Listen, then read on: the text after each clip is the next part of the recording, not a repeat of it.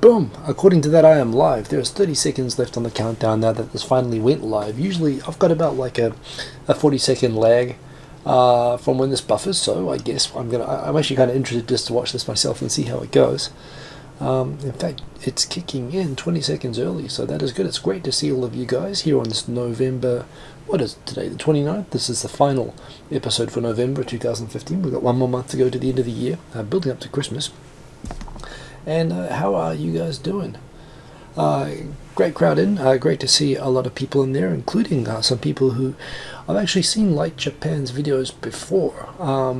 I see that you're in there. It's nice to see some new faces commenting anyway, including who is the Incredible K, who made it from the start of the show, which is awesome. Some cool chat going on before the show. So yeah, it's awesome to be here. Gabe, welcome to Japan. I guess you're going to be coming here tomorrow, or actually, I think you said the 13th. Staying in Shinkoya. I actually, just as a result of that, discovered that Shinkoya just has some great ramen by the looks of it. Although do make sure that you try to get to Mensho if you can, because I think that has the best ramen in Tokyo. I got hungry just from our pre-show banter. Lysander45, hey, good to see you. Phoenix787 again. Oh, and that's right, everyone's getting excited because the new Yamanote line trains are coming in this week. I don't actually have a news story about that lined up in here, but it's been building up for a long time. They've got a new model train, which, yeah, it's always nice to be in something new and exciting. Hey, Yuichi Chuba, good to see you indeed. Bokang. I realize, I think it's only a 6-second delay actually even talking with people on the moon. I don't know where YouTube routes the signal that it takes this long. This is a part of actually a topic that I'm going to come to later on. It's kind of interesting. I did a blog on live streaming and what I want from live streaming, and I'm kind of curious actually to gather up in the comments at some point. Lysander45, thank you for the recommendation on Twitter, and by the way, I do appreciate those recommendations and likes. Hey, Shubus from Panama, nice to see that you made it. By the way, Ben Duncan, also good to see you. Nothing wrong with train nerds. Phoenix787's done a collab with Yuichi. That'll be good because Yuichi's quality, he's consistent quality there. Kind of funny, last night, I don't know how many of you guys caught the 2.5 Oyajis show at 11 o'clock last night. It was kind of funny. It was a bit of a mess in a way. Victor fell asleep and I was asleep as well. We both woke up right on 11 o'clock. And it turned out we unfortunately had lost or were not able to set up properly. Hey, Wildfire777 and Martin Malenko, good to see you. And you got to watch it from Japan. Welcome to Japan, watching it from here. We actually, we're going to have Amadolfo, which I really wanted to get on, but unfortunately that didn't work out. It turned out in the end he was able to join. He wanted to join, which we'll get him on another week and we'll be better prepared. We didn't have anything to talk about, so Victor just off the cuff said he had received some mails from his brother about these kind of rumors about how Japan is tough on Islam specifically, and that was kind of so we picked that up as a topic. It turned out to actually be really interesting.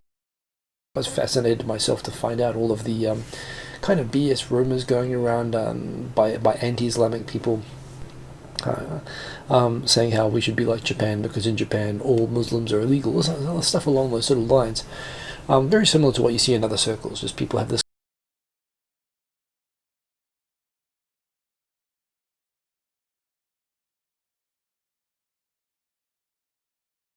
Oh crap, it did this to me last week as well. What is happening with this, with the connection being all crap? It just my connection just dropped there for a minute.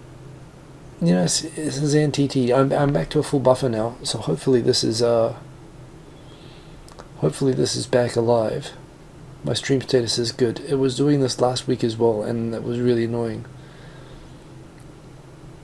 Okay, well it seems to be back. So anyway, I'm gonna let this go for a minute. And you know what? I think part of the reason is that I have video playing on my own thing. I should freeze. So let me do that, just so that I am not... Okay, just confirm here in a minute.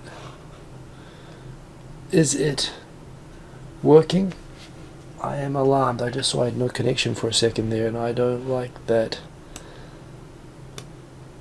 Okay. It appears to be back live now, so I am going to keep the video here paused. and hopefully we will avoid further problems. That is. Oh, Chris Robinson, it's great to see you. I'm sorry I got distracted for a minute by the fact that my connection cut out. I'm going to keep an eye on that. I've got an indicator for that. Oh, I don't like that. Anyway, lots of news. Well, not lots of news, but enough to talk about. I've got a nice track lined up. Hey, Keimi Dori, great to see you. Keimi Dori, konbanwa. No hisashiburi desu. Also, in Christina in Japan, we did an awesome show with her on 2.5 Oyajis the other week, and her channel is awesome. I mean, I haven't actually checked how your subscribers are doing. I hope you got a little bit of a bump from it. But yes, lots and lots of cool stuff. But let's get into the topics. I've got a nice track lined up. I've got a few questions to ask you guys on the show tonight, and so let's get into it. And because the chat goes crazy, that I love to save the comments by doing this, by capturing them.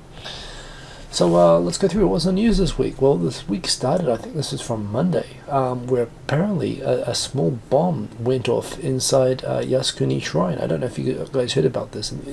Apparently there was a small explosion and some wires and batteries found left in a toilet near the main shrine area in Yasukuni Jinja. So immediately a lot of suspicion fell that these were obviously anti-Yasukuni, probably non-Japanese people, but no one knows. The police haven't found anyone responsible for this, which is interesting because they did find people the last time there was vandalism of the shrine. Yeah, when that happened, I was kind of like, it's funny, the news, official news, kind of started out by speculating it might be ISIS. Everyone came back and said, no, they're pretty sure this isn't ISIS, which it probably isn't, unfortunately. I do hope that they catch the person who's responsible. It's not a good way, I mean, for all the problems for and against, obviously, putting a bomb in it is not the way to debate the issues around it. And, remember, again, there are 30 million Japanese souls enshrined in there, people who are just victims of, all of Japan's wars. And a lot of people say that it's kind of ruined in a way. And there are actual veterans associations, including one in Kyushu. I see that Like Japan from Saga is with us. There's actually the Northern Kyushu Veterans Association just last week actually put in a protest asking, please can you get rid of those 14 grade A war criminals who are there, because it's it's kind of causing problems for the rest of us who want to see our families there and not be a problem. But yeah, as Dan points out, a small cherry bomb in a toilet. Oh, I'm still seeing buffering issues. Okay, no, we're still good. So anyway, not a lot to really add to that. There wasn't a lot of follow-on news from it, but it was interesting that happened. I don't actually get as angry about this anymore. I am now resigned. There is the buffering. Everyone refresh. I'm sorry about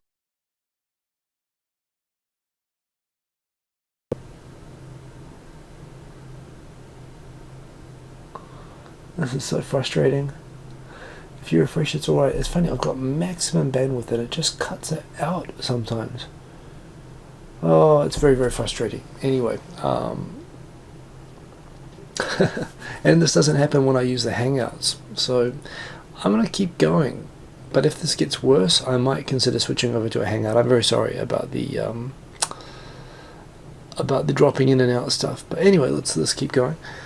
So yes, Japanese dairy market butter prices may hit record levels this winter. So yeah, everyone, maybe if you refresh, it'll come back a bit better. But the problem is, I seem to be getting temporary dropouts from my connection, and it seems to be from my connection here, which is weird. I'm sorry about that.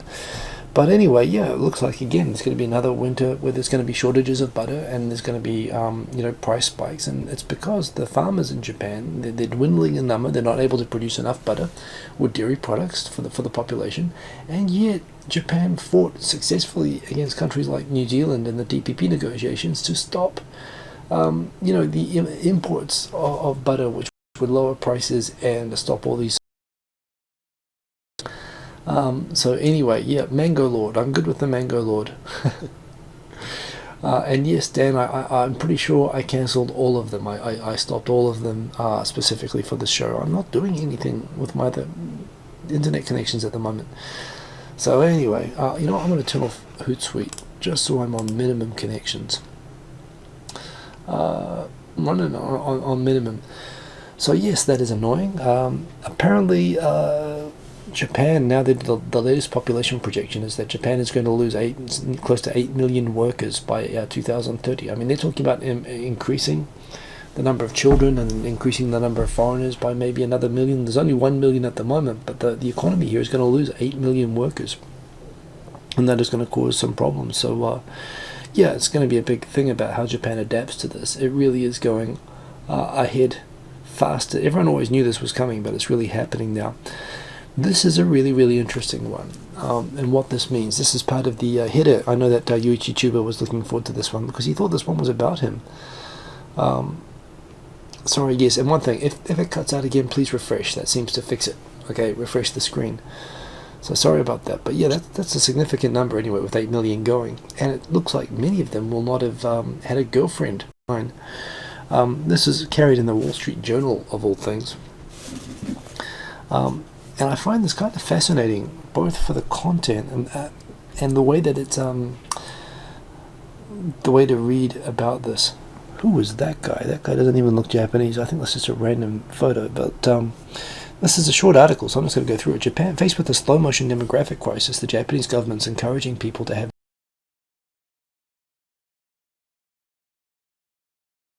percent of unmarried men in their 20s have never had a girlfriend. By the way, the stats for women aren't that different with this. While the same is true of nearly 30% of men between 20 and 69 years old. So Recruit Marketing Partners, which is the main HR company in Japan, they did this survey of 5,000 people. And among single and married men who had been in a previous relationship, they dated an average 4.5 people in their life. The survey found women fitting the same description had 4.2, so women date even less than the men, actually. It isn't just a question of finding the right person, though. This is the interesting part. In June, a survey in June released by the government found that people, 38% of people weren't even interested in having a romantic relationship. Apparently, of those people who said that they didn't want a relationship, people explained that being in a relationship was bothersome. 45% said that they would rather spend time enjoying their own hobbies. So it's kind of interesting. To me, I wonder how you interpret that. I know that Japan is facing this demographic crisis, and everyone's treating it as a crisis and trying to figure out how do we get people back dating and marrying and having babies and stuff like that. But at the same time, in a way, you could look at this as a sign that Japanese society, I've said this before, is too successful. Hey, Temiko, good to see you. And Herbertoku, very good to see you. Wow, you went to a hell of a school there, Herbertoku. But yeah, it's kind of funny.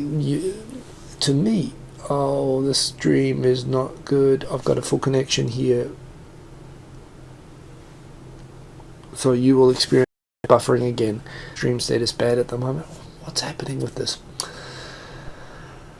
So anyway, I think the goal of any government or society is to create a society where, I don't know, people are sufficiently engaged in things beyond basic survival, things beyond eating, things beyond things that, even in the most impoverished societies in the world, people do, and that's the things that they focus on: fighting, eating, having babies, are pretty much it. And you'd think that a successful society is a society where you have a lot of people who dedicate themselves to pursuits that are intellectual, things like scientific research, to study, to personal fulfillment. You talk about a postmodern society. A postmodern society is a society which has gone beyond the simple striving to achieve economic stability, and that they are actually, people are now engaged in things. A lot of their time is spent on things which are beyond mere survival or mere trying. So yeah, but this is the thing. I think Japan has too many hobbies, but isn't that a sign of a successful society, that you have a society where people actually are fulfilled by their hobbies and their individual pursuits to a point that they actually even lose interest in the biological basic survival urges that we have? It's kind of, I don't know, for me this is the thing with Tokyo. There's so much stuff to do here. There's so much available. You can fill up your time with as much stuff as you can think of to do. Hey, Posy May. So, at the same time, I think part of the solution to this, for getting people to be more interested in having babies and less interested in their hobbies, is to I don't know, is to make hobbies more inconvenient, to make people more bored.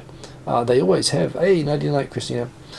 It's actually, when think about when baby booms occur. It happened after World War II. People had nothing to do. It happened, it happens in Canada when they have these massive snowstorms, and people get stuck in. They got nothing to do, so they end up with babies 9 months later. The problem with Tokyo is that there's just too much interesting stuff to do, and people don't have babies.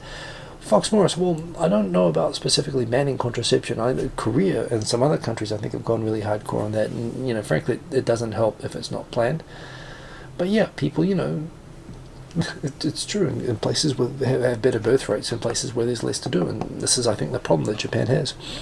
So it's kind of interesting. It is interesting as well that when they say that they've never had a girlfriend, it doesn't necessarily say that they're virgins. I guess they're not asking that question whether they're virgins, although based on my experience interacting with Japanese people and knowing Japanese attitudes towards which are not really tainted by kind of Christian morality on things like paying for it, I would say that probably most of those people are not virgins, at least by Clintonian definitions. But at the same time, yeah, in terms of having a steady girlfriend, but this is another reason. Why would you have a steady girlfriend when you have a hobby and free time and you're busy with work and you can get it out anyway? So, it is actually a conscious lifestyle choice to decide to have a girlfriend. And the fact is, this is another problem. A lot of people who have girlfriends, their girlfriends don't want to get married for the same reasons.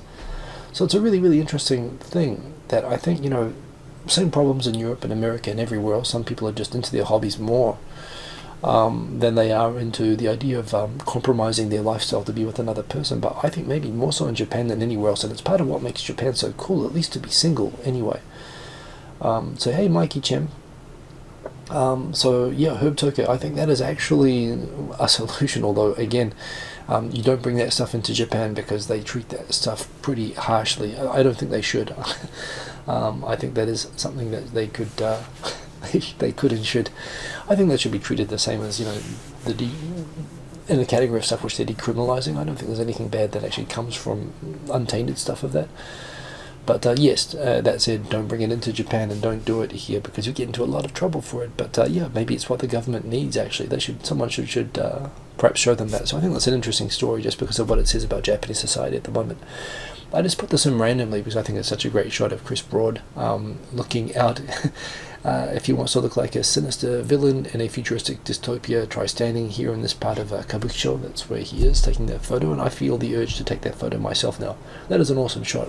Chris Broad is just like kicking ass everywhere at the moment. And Yuichi Chuba puts it there. Lara M. Muzio, you don't think that having hobbies should be a hindrance to getting a partner? Well, yes and no. The thing is that, well, one, I mean, there's always a compromise. Unless if you can find a partner that doesn't mind being in an apartment full of like Naruto comics or whatever, that's cool. But that's kind of rare. I think part of relationships and part of, frankly, growing up and developing maturity is the compromise thing. But I think the compromise thing is kind of hard.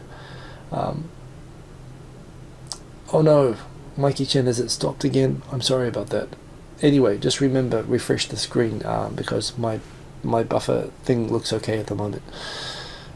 Anyway, let's go on to the next ones that I've got. Okay, so apparently, and you know what, I haven't even used this yet, but YouTube has now opened up a feature where anybody can contribute. Oh, you know what? That's going to produce sound, so I'm going to stop that and go back. Done. But yes, you can now contribute captions and subtitles. There's been a test feature of this for a while, which I've had access to myself, and I know that some people like Charla in Japan and Ami Yamato have used this feature now. Most of my videos lately have been too long. I guess people don't really want to do... I'd be really interested if people wanted to do Arabic or French or Chinese subtitles to my videos, especially given that I can't check them. But I do trust all of you guys, well, either to make them accurate or at least funny and entertaining enough to put them up. So who knows, I might even open the feature myself, but it's a nice little additional feature that YouTube is allowing people to contribute subtitles and closed captions to videos. I go and look for it in the features. There's an information video there, and yeah, it's something I might take advantage of myself. It's not that I can't do it myself, it's just I get a little bit lazy, and that is nice to have. And for an example of it working, yeah, Charlotte in Japan's got it, including apparently she's got like English subtitles and stuff like that. Exactly, Welsh subtitles, stuff like that. which looks pretty cool, so that's pretty nice. I did a blog earlier this week on Facebook, on using Facebook Notes. I was asked some questions by Shoot Tokyo. Dave Powell, who's got probably one of the leading photo blogs in Japan, and he was asking me about how my live stream setup is set up, which is this. I realized I've never really walked anyone through it, so I gave him a bunch of advice, and since I'd put it all out in a really detailed mail, I figured I would share it with, put it into a kind of a blog which I could share with people. So here it is. I'll walk you through it right now. Here is my setup. I mean, I guess I can show you. You've seen it here anyway when I show it from my iPad. But in fact, you know what I'll do? The problem is I'm showing it off this at the same time. But for lighting, for a start, I've got like lamps. So let's do that.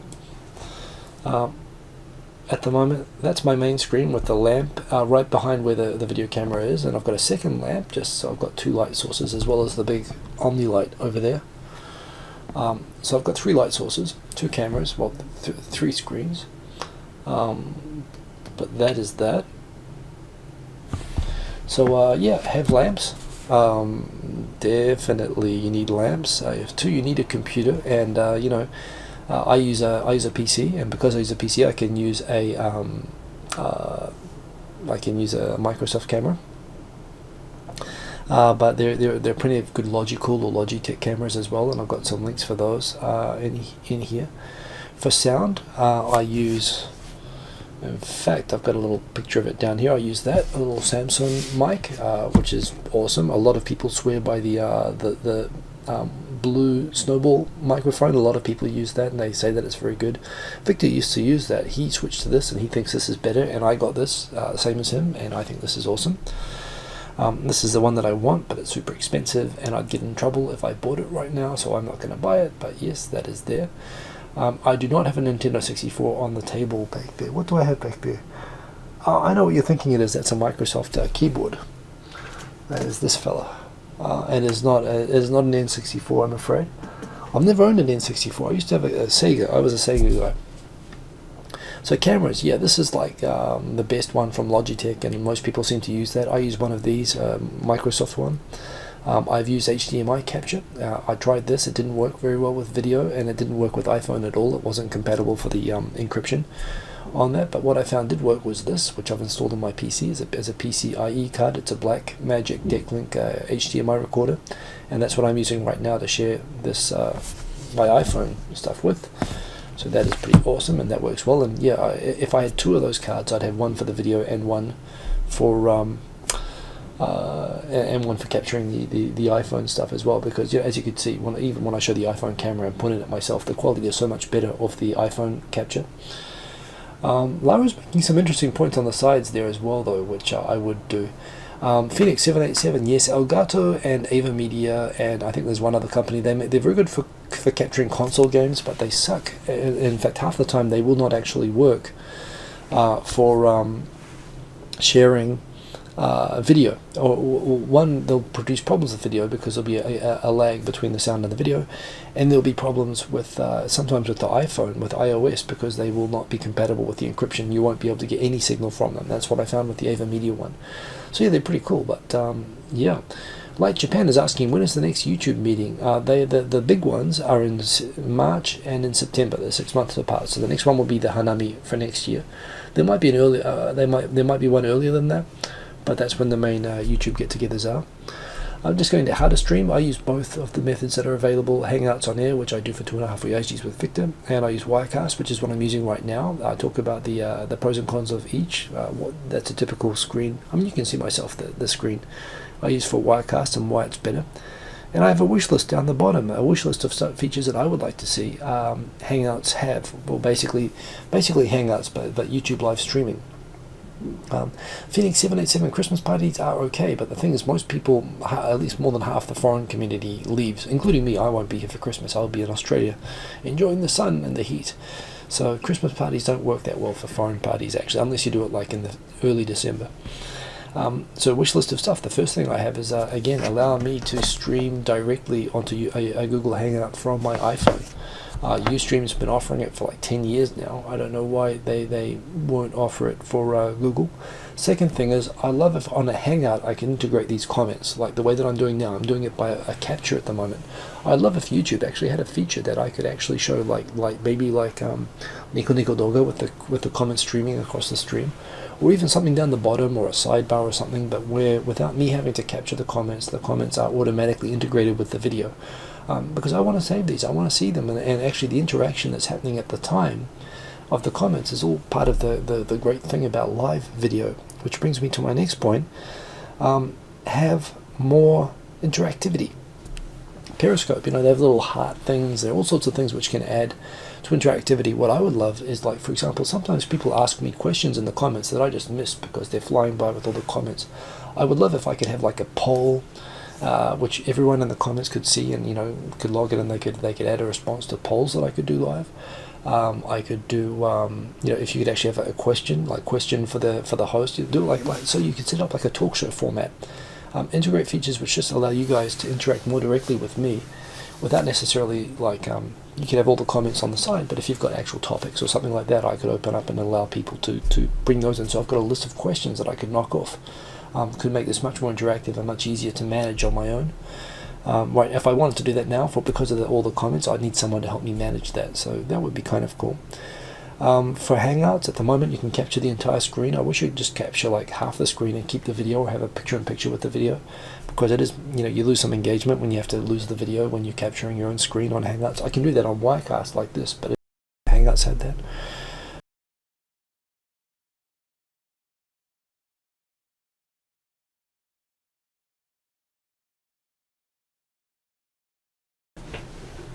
Okay. Back, refresh.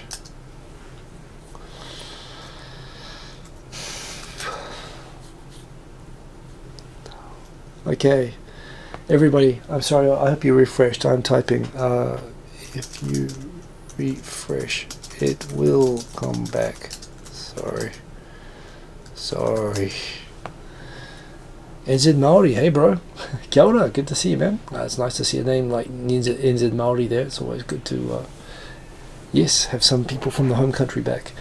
Sorry about that, my connection just dropped again. But yes, whenever you're doing a live show, assume that your boss and your wife and your mother are watching them, even if they're not. Even if you think that they won't find, hoping that they won't find out is not a good idea. I know people who have had their YouTube channels discovered, and they get into trouble for it sometimes, depending on what they have put up. It's because they always assume that they could somehow hide it. You know, you don't have to publicly say that you're doing this, but if you are doing this, you know, a lot of people get drunk or they say and do stupid things live. Don't just be self-aware. These are my tips for live streaming. My question for you, and make sure, remind everybody who is there who can't see this, is to refresh. But so my question is, apart from all the freezing that's happening at the moment, which I think is my problem, what would you, oh please keep refreshing, refresh, the stream is good at the moment. Fresh, F5 that stuff. I'm sorry, I don't know what's going on with this tonight. 144p, I didn't know that there was 144p. I do have a good healthy stream at the moment, apparently.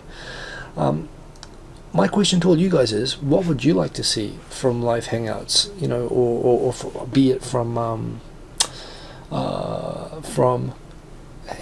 Google Hangouts on Air, or from this Wirecast? What sort of features would you like? For me, it's really about interactivity. I'd really like a studio audience, like a speaker panel where people could submit questions, and something like that anyway, basically, where interactive features. But what would you like that in terms of something that YouTube could contribute to make these shows more interactive? I'd love if you'd put your suggestions down the bottom, because I may or may not have an opportunity soon to actually contribute those ideas. So it's always nice to gather up what you guys are thinking, other than the fact that yes, I'm very well hydrated, Posey mate, thank you. Hyperlinks in the comments, well, that's, I can understand why they don't allow that, actually. I guess you could have whitelisted people or trusted people for that, but and please no Razogul, no, don't get carried away. But you know, I think studio audience and the ability to post links and pics, you know, I think you're right about that. So leave your ideas here in the comments, because I will be gathering those up and I will be adding those to my little list of stuff, and something may happen from that. You never know. So yeah, I think it is partly to avoid spam, and it's also to avoid people sending links to like malware sites and stuff like that, which can happen. But yeah, I don't know. At the same time, well, it is an interesting issue, isn't it? I mean, I can put links. I could do all the things that commenters could do. I think if I could approve people, if you could have the ability that I could approve people to post links, that would work.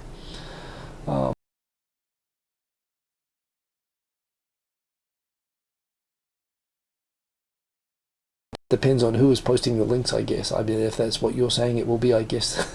I know not to authorize. Daniel B, being able to sticky comments, so it'll be easier for you to go back and answer questions. Well, exactly. Either sticky them or have a separate place for them or something like that. Frozen again. Am I really frozen again? I'm sorry. I don't know why that's happening. Anyway, what else have we got here? Uniqlo is hiring 100 refugees. Good for them, which is like 20 times more than the Japanese government accepts, but they are going to do that, and that is a good idea, saying that they're going to resolve this using the private sector rather than relying on the government. And yes, sticky comments, well, yes. There is the more on the pressure to hire workers. There's an interesting piece on NHK News last night. Talking about a bunch of photos has been released of the emperor after World War II, and what was interesting about that to me was not so much I'm a big freak of, you know, the emperor seems like a nice person, but it was about the fact that these were shot by Life magazine in 1946, and they were commissioned by GHQ, which wanted to redeem the image of the emperor a little bit. Who all the photos that everyone had and all the image that everyone had of the emperor to that point outside of Japan was based on military clothing from World War II. So apparently they went and took a whole lot of family photos of the emperor, and they only chose one or two of them to publish, and the rest of the roll kind of went missing for the rest of the half century. But they just came up recently, and they published them, and it just shows the emperor smiling and playing around with his kids, and it's actually kind of stuff which I've never seen before, and a lot of people had never seen before. But what was interesting about the thing was when they asked NHK, because it's very sensitive talking about this as a subject, about, you know, the status of the emperor during the occupation after World War II. So they asked NHK, why would they run a feature on the family of the emperor after World War II? And they had an academic on NHK saying, well, a lot of people in Western countries, there goes the connection again. I think you probably have to refresh again. This is really frustrating. I gotta fix this.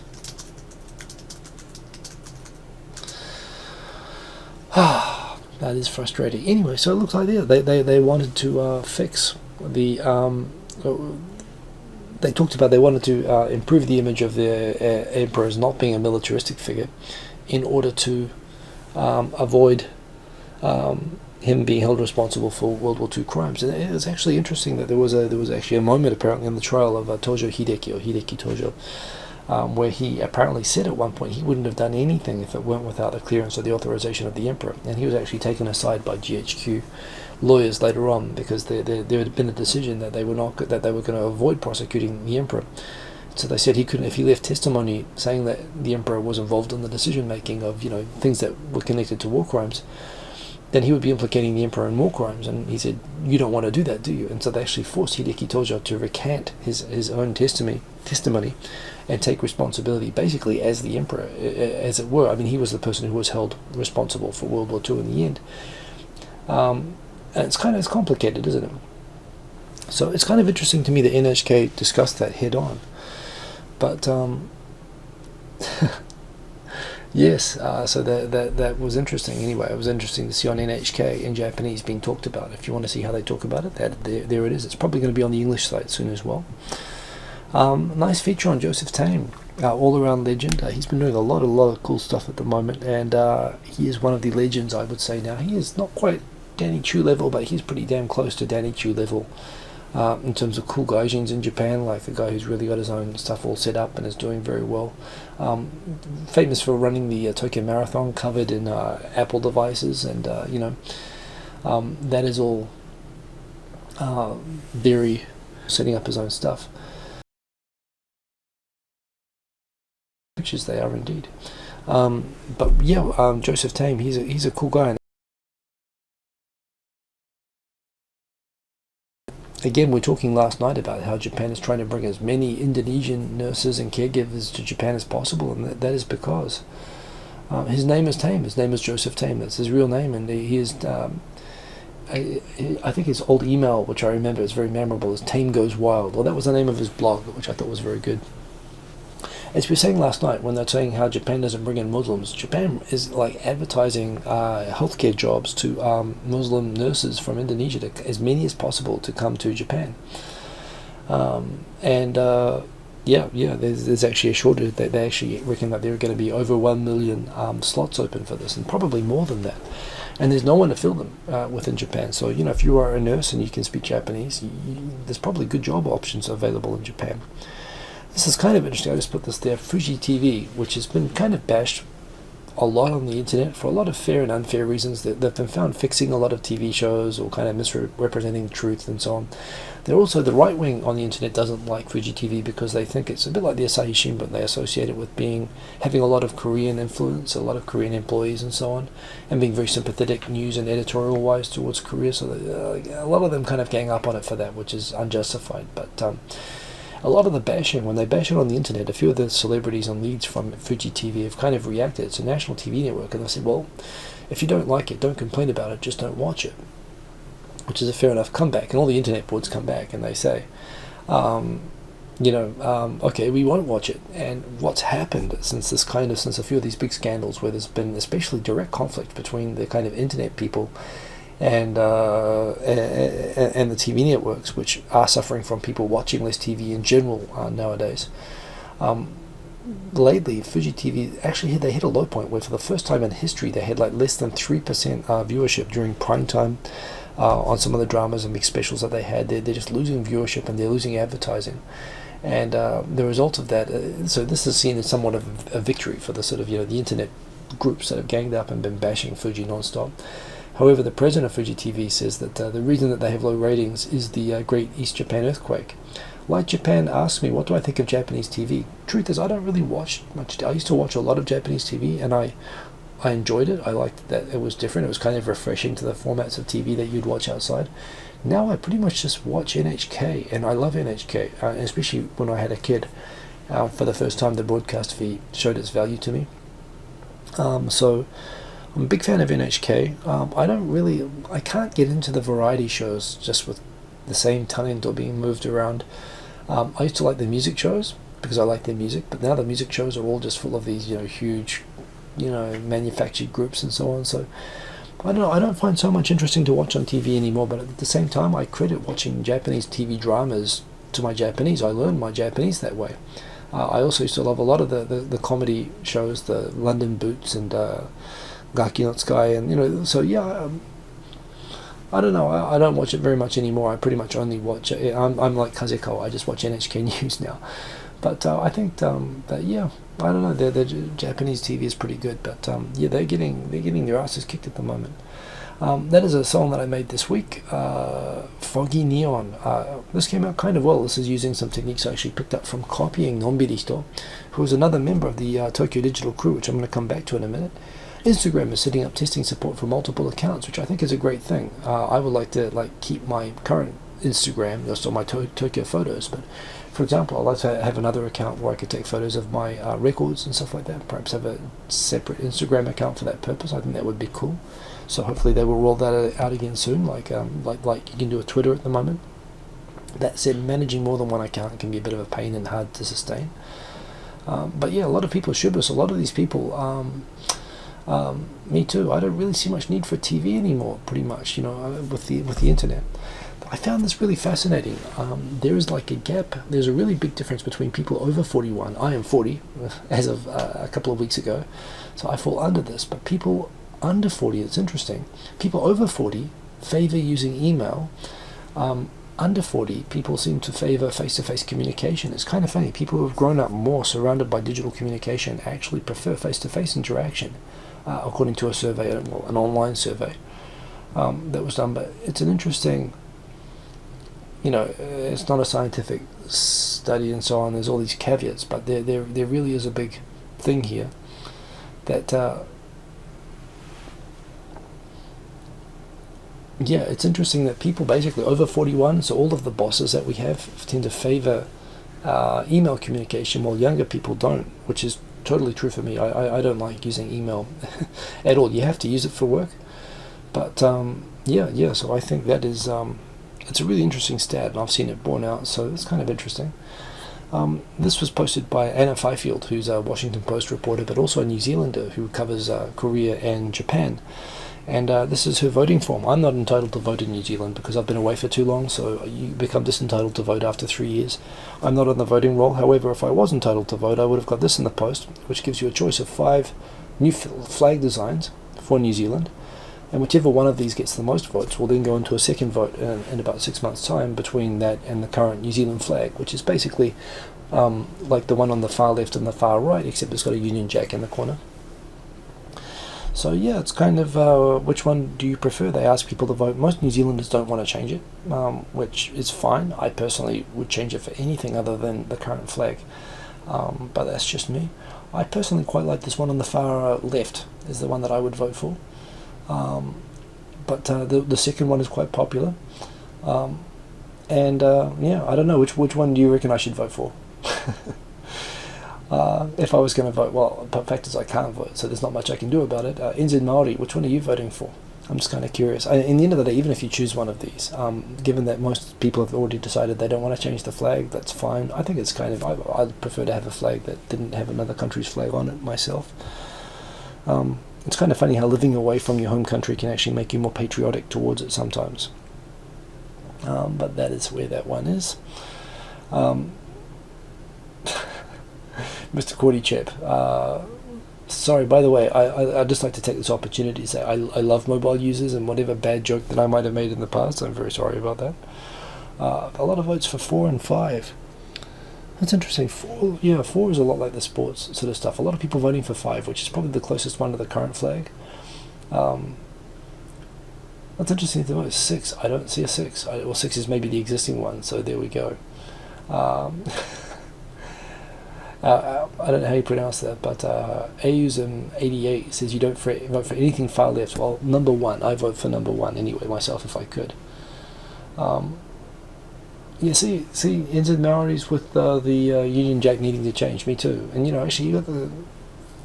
I like the fern design, but yeah, I personally like one. I really like the Maori flag. Did I say that? Did I really say that? Well, I must have had a brain explosion if I thought that. But anyway, they're nice sort of choices. I'm kind of curious. Maybe we could decide here what flag New Zealand should have. What else is happening? Apparently now there are so many foreigners coming. There's always been this problem in the past of restaurants that would say no foreigners.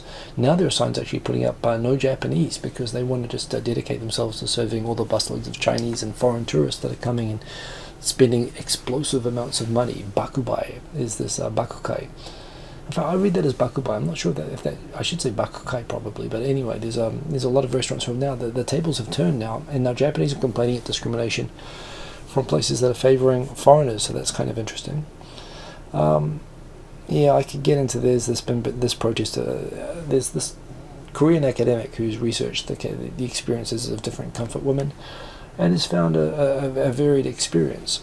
She's come to the conclusion, her own conclusion, that the Japanese military did not directly coerce a lot of the Korean comfort women who became comfort women, and that some of them were pimped, or some of them were sold into prostitution and so on, and that's what it was. And she's been charged by the public prosecutors in Seoul as a result of her academic research, finding this, for saying that she's defaming the living comfort women by saying that they were not coerced, even though that's just a factual finding that she made from her academic research.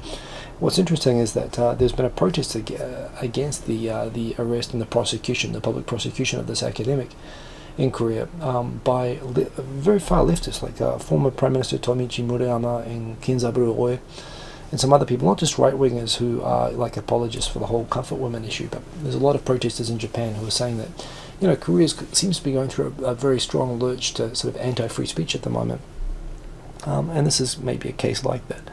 Of course, it's a very sensitive issue, but it is interesting that is happening. There's a trend of Japanese are saying sayonara to long work hours. Rochelle Kopp put this on, saying baby steps. But, in fact, I think I have to be a subscriber to see the whole thing there. But, yeah, there are now incentives being created to reduce overtime, possibly for the family thing. Just last night, there was an interesting case. There's been an Aum Shinrikyo member. Aum Shinrikyo is, of course, the cult, the Buddhist cult, that nerve gassed the Tokyo subway and a couple of towns, murdered a bunch of people. I mean, they were very, very nasty cult that got shut down after killing, hundreds of people. So maybe it was dozens. I don't know the exact number in the end.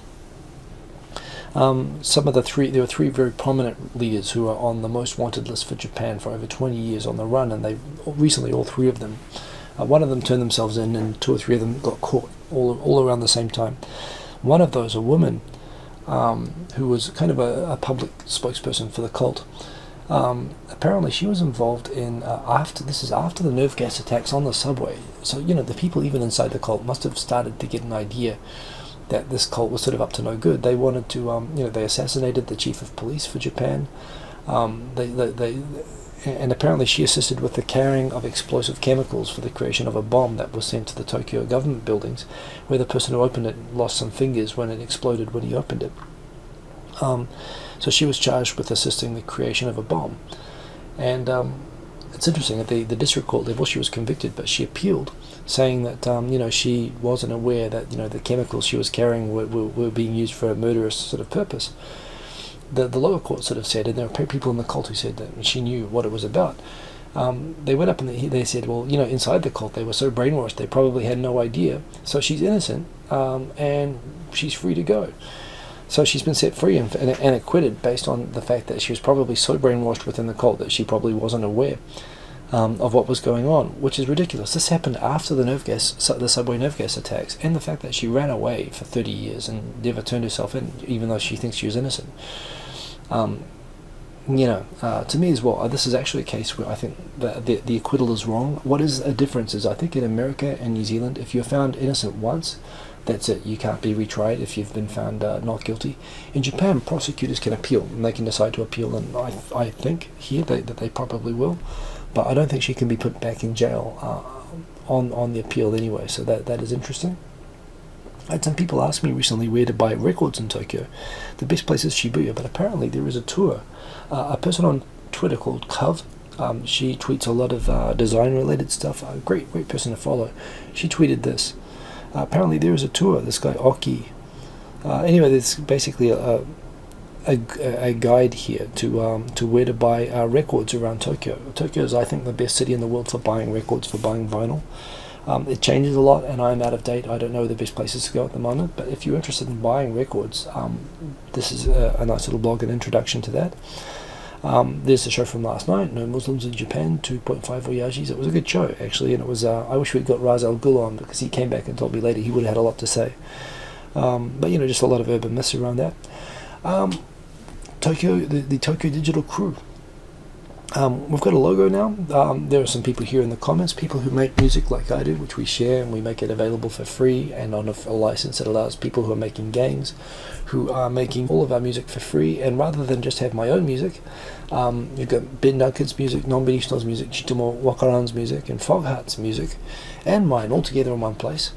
And that place is on a SoundCloud account where basically, which I manage, which I repost everybody's music, and the conditions are it has to be made available under a license and for free that people can download and reuse. And you can see that there's Non-Benishno's music, there's mine, there's one from Foghart, different playlists and so on. I think there's a Ben Duncan here one recently. Maybe I haven't reposted it yet, but yeah, there's all the music there is music made by people who watch these videos, or people who are kind of involved broadly in the Japan video making community. The stuff is all free, and we make this music for you guys to use it. So yeah, go and fill your boots with it, and Tokyo Digital Crew. And the idea is that we've established this as just something that it's a collective. So more people can join. It's open for people to join, but the idea is to make it a source of like the YouTube music library, where you can just find a lot of music. If you like, you're free to use. There was a recent survey by the government has found, it's kind of funny, since Setagaya and Shibuya recognized gay unions, LGBT unions, civil unions, a recent survey for the first time ever, when they've surveyed this in Japan, says now that most people don't think there's anything wrong with it now. It's kind of funny, now there's been that seal of approval been put on it, that it's not aberrant, or which is kind of the nuance that's always been there in the past. Now it's yeah, it's kind of funny. There's a bunch of surveys coming out lately that now a majority of Japanese are fine with it, which I hope means that it's going to be normalized across the board. There's something there. Once Sarah gets a job, it will be time to send that mini chaos pad to you. Well, you don't have to do that, actually. I mean, that would be cool, but no, I'm quite happy with the iOS one, but very nice of you to offer. There's down the bottom, the government is pushing more bank ATM machines to be accessible for foreign cards and to have multiple languages. The government's really pushing that. And Japan's social media ecosystem, there's a nice article on that here for people who are not familiar with it. I'm just saying how Japan probably has the most different, the most unique in terms of developed countries. It's got its very own special thing. It talks about Line, it talks about how LinkedIn just never got off the ground in Japan, how Twitter is rising here, even though it's fallen. Characteristics of social media in Japan, how they're different. It's a really good article by VentureBeat. Who retweeted this? I think this was from Rochelle Kopp, and it's a really good read, so that's worth following. Unfortunately, yesterday there was a match between the Urawa Reds, Saitama, generally the number one team in Japan, and Osaka, Gamba Osaka. Gamba Osaka has, I think, a Brazilian player who I think is mixed race, but a black, white mixed race player called Patrick. And somebody posted on Twitter, was it on Twitter? It was either on Twitter or the message board of the Urawa club after the game, a supporter of the Urawa club, a death threat with a bunch of kind of racist stuff against that player on the Osaka team. Urawa has gotten in trouble before for its fans carrying racist signs, like they put a sign above the door to one of the entrances to the stadium saying foreigners not welcome, and they got suspended. They weren't allowed. They had to play games without any fans being allowed to come. They got in a lot of trouble for it. Now they've got another fan writing again racist stuff. I don't know why this is. Urawa's in Saitama, it's near Tokyo. I don't know if they have a problem with this up there, but it's happening again, and they immediately had to issue an apology, and there's been a lot of condemnation of it. And people trying to figure out, okay, they're going to figure out how to restrict this kind of post so that people can't do this. It's unfortunate that it's happened, but yeah, in the end of the day, I hope that angry fans find out who the guy is and shut it down. Another thing, it's still a small number, but a small but growing number of people in Japan don't even want to own a house anymore. There's a survey, I think, by the Cabinet Office, has shown lately that 75% of people want to own a house, but 17% of people say that they don't think it's necessary. It's just which is a real ground shift in Japanese society. I think it also shows a lot of people are used to the idea of just renting and the freedom from that. And that is it for all of my topics for this week. I have a track lined up that I was just setting up earlier. I've still got a bunch of tracks as well, which I've kind of created, but I haven't yet actually created recordings of either. I don't know, I seem to enjoy making new tracks rather than going back to an old one, but let me do what I do with this. So let me get the camera going and put some headphones on, and I've got this on mono, so let me put this on that way. These headphones are really good, but they're so good that it's actually distracting when I can't hear my voice. So, yeah, let's... I need to have like a stand or something that I can put this on. But let's get into it anyway.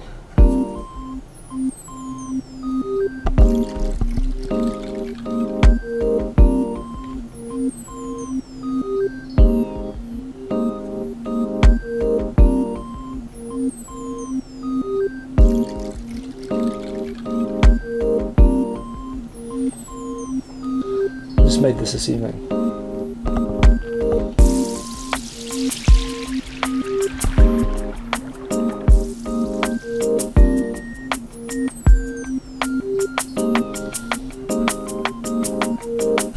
I wanted something that wasn't too heavy on the beat, that you could play as background music for videos.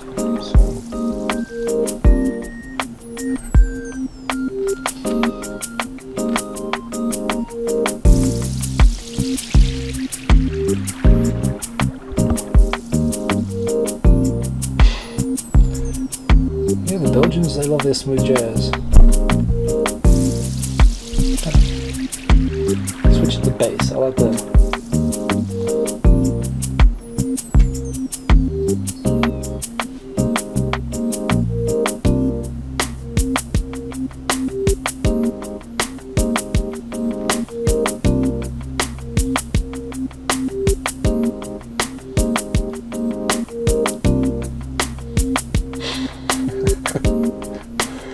Hope Tokyo, I think it'd go well with that.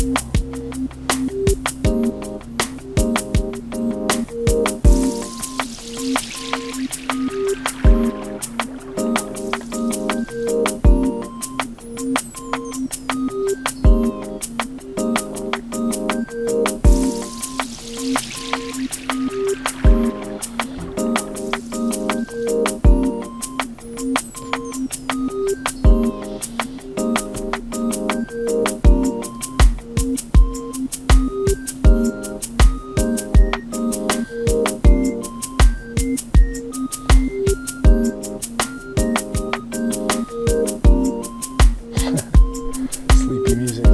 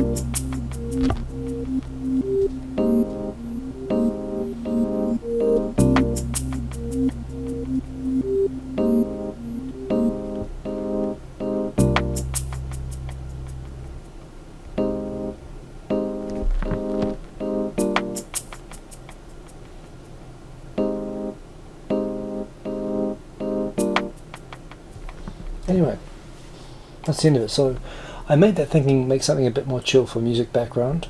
Some people, Jonas B, I'm glad you think that's what it's good for, because that's what I made it for. I haven't come up with a name for it yet. Maybe you want to help me think of a name. What's a good name for that track? I don't know, it's kind of chill, it's kind of funky. But don't worry, I will not fall asleep on the on the live stream. Maybe I should have ended with the yellow dot. Maybe when I record it I'll do that. But I'm sorry, Gabe, I'll make sure I do that when I do the final version. This is not up on my SoundCloud. I made this like an hour ago. I thought, do I record something that I've stored up, or do I make something new? So I don't even have a name for this track yet. You like that non-beauty stuff? That's kind of cool, right?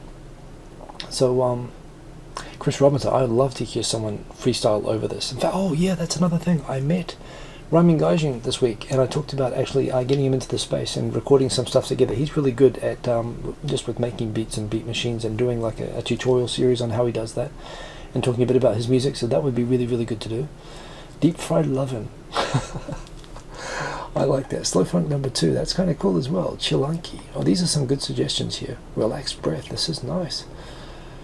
Deep Sigh. I'm not sure Deep Sigh is quite what I'm after, but Smooth Times. I like this. Well, listen, I'm going to get this recorded. You guys can go download this, but this is all the more reason. Subscribe to the Tokyo Digital crew, and subscribe to follow my SoundCloud, because that is what it is for.